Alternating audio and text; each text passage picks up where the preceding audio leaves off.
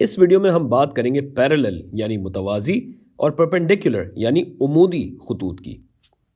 یاد رکھیے گا کہ متوازی خطوط وہ ہوتے ہیں جن کی ڈھلانیں برابر ہوں، برابر ڈھلان یعنی متوازی خطوط، جبکہ عمودی خطوط کی ڈھلانوں کا حاصل ضرب -1 کے برابر ہوتا ہے۔ گریڈینٹ یعنی ڈھلان کی نشاندہی m سے کی جاتی ہے، تو m1 ضرب m2 برابر ہوگا -1 کے۔ جب ایسا ہے تو یہ عمودی خطوط ہوئے یا پرپینڈیکولر ہوئے۔ صرف انہی دو صورتوں میں متوازیت اور عمودیت کا اندازہ لگایا جا سکتا ہے۔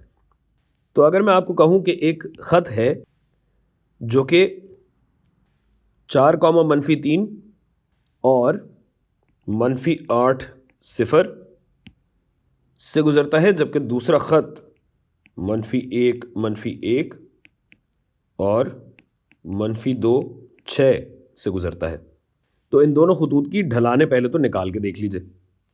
ڈھلان ہوتی ہے y2 - y1 بٹا x2 - x1، یہ ہو جائے گا -3 بٹا 4 + 8 12 یعنی -1/4۔